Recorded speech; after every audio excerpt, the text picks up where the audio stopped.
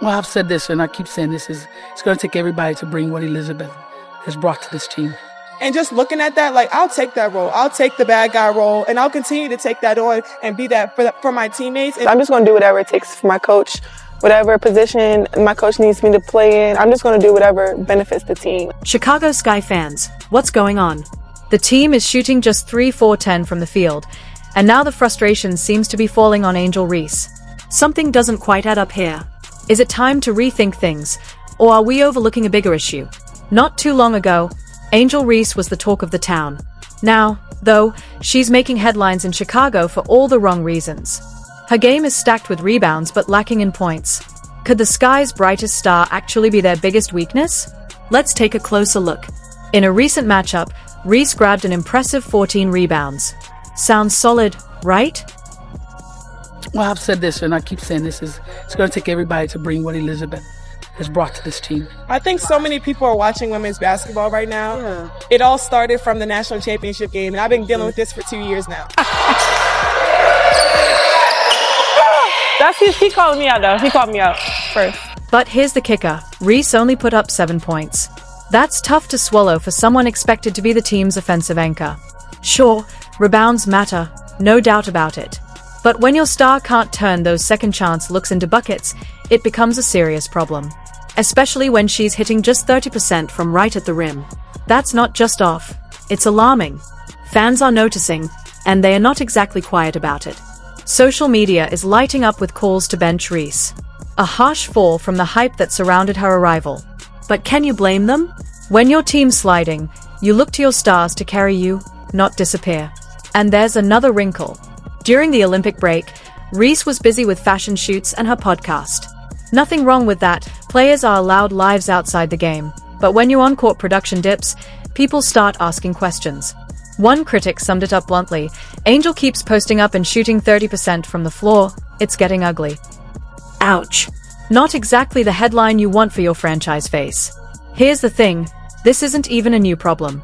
Back at LSU, Reese ranked just in the 33rd percentile for finishing at the rim. Translation? Her shooting struggles didn't start in Chicago, they've been following her. So now the question is Reese all flash, no finish? Or just in a slump she can eventually snap out of? Either way, the coaching staff has to figure it out, fast. Their playoff hopes might depend on it.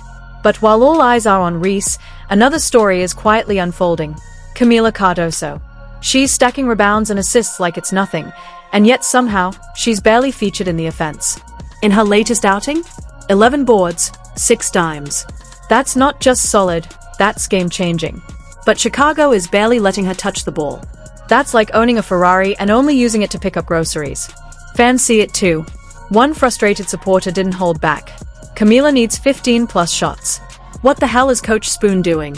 Stop running everything through Angel. That's the kind of heat that puts coaches under the microscope. And here's where it gets really crazy. Cardoso is outscoring Reese, with far fewer attempts. It's like David beating Goliath, except Goliath keeps getting the ball. Why is Chicago's best-kept weapon sitting idle when the offense is this dry? The Sky are shooting 3-4-10 from the field. That's not just bad, that's historically bad. And yet, their most efficient option isn't being unleashed. It's like having a fire extinguisher during a house fire and choosing to spray it with a water gun instead. And the way she's anchored our defense, so it's going to take all of us to do the job that she's done thus far. So. And just looking at that, like, I'll take that role. I'll take the bad guy role, and I'll continue to take that on and be that for my teammates. And all the things that we're trying to implement, they're looking really, really good at it. Coming off screen, finding the roles, finding big. Fans are losing their minds. They are watching their team fall apart while the answer, in their eyes, is sitting right there on the bench. One fan put it bluntly: the team is melting down because Cardoso isn't getting enough touches. And honestly, when you look at the numbers, it's hard to argue. But here's the twist. This isn't just about one player or one game. This is about the future of the Chicago Sky. Their playoff hopes are hanging by a thread, and they need something, or someone, to spark a turnaround. Could Kamilla Cardoso be that spark? The stats say yes. The fans say yes. Yet for some reason, the coaching staff isn't pulling the trigger. And that head-scratcher has Chicago fans fuming. Which brings us to the sidelines. Maybe the real issue isn't the players at all. Maybe it's the coaching. All eyes are now on head coach Teresa Weatherspoon, who's facing mounting criticism. And it's not just about minutes or rotations anymore, it's about the bigger picture. One fan even went as far as to call her an incompetent coach who cares more about Angel Reese's double-doubles than winning. That's a brutal accusation. But is there some truth to it? Let's look at the facts. The Sky are just 3-7 in their last 10 games. That's not a slump, that's a tailspin, one that's threatening their postseason chances. And while Angel Reese keeps grabbing double-digit rebounds, the team's actual performance is slipping. And then came the bombshell. Marina Mabrey requesting a trade, citing philosophical differences. That's PR code for something seriously broken behind the scenes. This isn't just one unhappy player. It points to a deeper rift within the team. Are players being misused? Is there a disconnect between the coaching staff's vision and what the roster believes it can actually achieve? The criticism of Weatherspoon is getting louder. Some say she's prioritizing individual stats over collective success. But in pro sports, the only stat that really matters is wins. And right now, the Sky aren't getting them. I'm just going to do whatever it takes for my coach, whatever position my coach needs me to play in. I'm just going to do whatever benefits the team. And Angel Reese knows a ring is coming. People are pulling up to games. We got celebrities coming to games, sold out arenas, like just because of one single game. Think about it. If your star is stacking up double-doubles but the team keeps losing, something's off. It's like owning a Ferrari but never driving it out of the garage. Sure, the car looks great, but what's the point if it's not getting you anywhere? The same goes for the Sky. Impressive individual numbers don't mean much if they don't translate into wins. And this whole coaching controversy is shining a spotlight on one of the oldest questions in basketball. What matters more, personal stats or team success? In the WNBA, where every single game matters, the answer should be obvious. Wins always come first. So the real question is, what's next for Chicago? The Sky are at a crossroads. They need to reassess how they are using their talent, and quickly. That could mean making tough calls about playing time, offensive schemes, and maybe even their overall coaching philosophy. One possible solution? A full reset of their offensive game plan. Instead of force-feeding certain players for stats, they could build a more balanced attack. That would mean giving more touches to efficient scorers like Camila Cardoso, even if it comes at the cost of fewer rebounds for Angel Reese. And then there's the shooting problem. Going 3-4-10 from the field isn't just bad luck. It points to deeper flaws in their offensive system. Are they taking the right kinds of shots?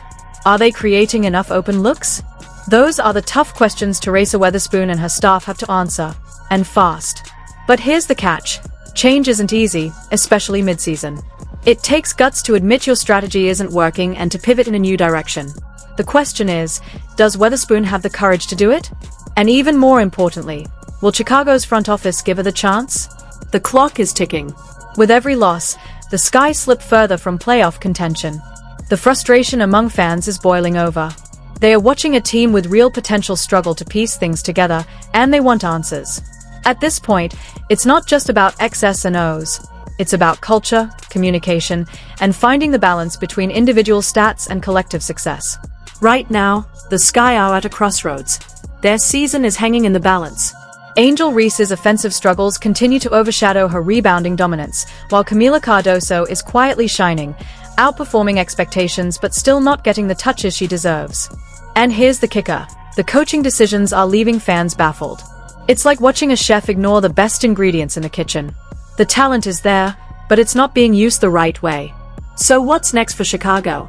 Will they finally unleash Cardoso and let her cook, or will they keep forcing the ball to Reese and hoping for a miracle? One thing is certain. The clock is ticking, and every game matters. The Sky's playoff hopes depend on whether they can make the tough choices, and make them fast.